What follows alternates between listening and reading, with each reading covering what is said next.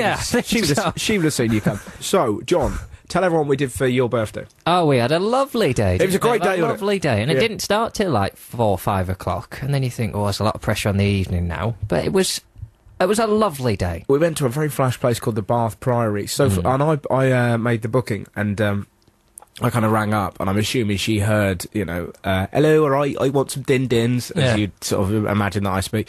And then at the end of it, she went, yes, you do realise you'll have to wear smart clothes. So we had to go out into Bath and find some smart clothes. Trousers and shoes. So we were in River Island. Yes, a river island. And it was great, wasn't it, getting all dressed up. And then we went to the restaurant, and I forgot where the restaurant was, and indeed the name of the restaurant, so we had to go home. Yeah, we left yours, walked for 5 minutes. We're going to have to go back. I don't know where it is. Right, we'll just get the number from 118. I can't remember what it's called. Okay, it's my special day. It was really awkward. It's got a Michelin star, though. What's that mean? That means it's good. It's got 3 rosettes. Yeah. What's that mean? It means it's good. But we went back, and then we got there in the end. It took us a while, and it was wonderful. And it was lovely food. They would bring us out.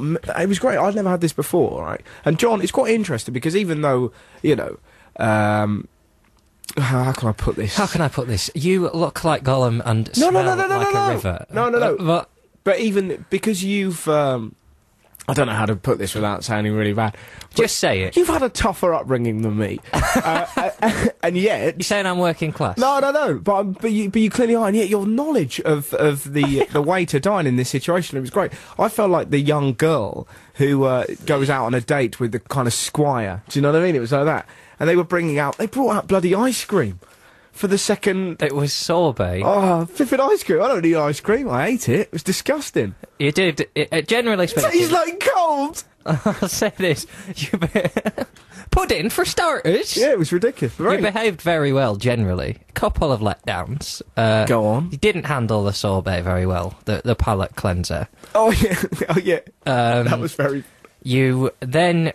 What did they serve the sorbet in, Russell? Did they serve it in a little bowl, or...? I coined the phrase they served them in tit cups. In tit cups. Little bottles. It was the kind of thing that if you were squirting your breast milk into something and you needed to keep it safe for your kid for later, you'd squirt it into one of these. Yeah. Tit cup. Yeah. Now that was quite an erudite description of what it was, but then you didn't do that in the restaurant. You just said, "Oh, what's this in my tit cup?" I did not say that. That's simply not fair. I did not say, "Here, what's this in my tit cup?" to this waiter. Yeah. Well, you see, sir, we found a tit cup outside and we fill it for the sorbet. I don't care. I'm an idiot and I want to know what's in my... I didn't do any of this. Or did you not get caught by the head waiter as he walked past the table, miming a woman squeezing breast milk into the tit cup after you finished eating your sorbet? Guilty for that, but that was just bad luck. Then... And admittedly, he did go excellent mime, and then he started doing the glass box one. Yeah. Wait till you see the spunk ball for later. Yeah, exactly. He went, I know, Marcel Mosso is dead, but he lives on in you.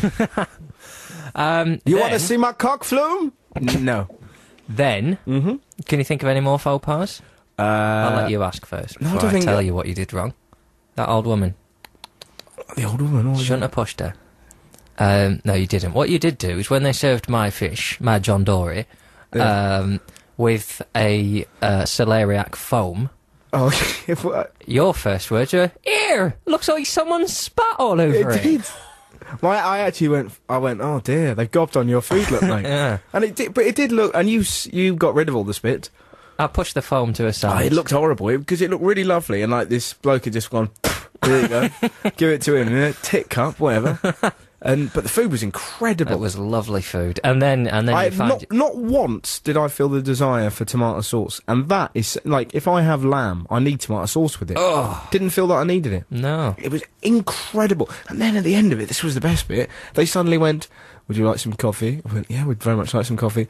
Would you like to take it here or in the drawing room?" How great's that? Taking coffee in a drawing room. And that's when you stepped up as if to suggest that you've been in this social setting all your life. Not comfortable through the meal, but then he really came into the fore then. "Would you like coffee in the Of course I want coffee. Oh, I didn't say that. Bloody, do you think I'm going to sit here like bloody fool of a toque, eating my coffee in the dining room? I shall take my coffee in the drawing room, garçon, and you shall have it there when I arrive. Exactly. It's like, excellent. And your working class friend? Well, you see, my chimney sweep here is a very...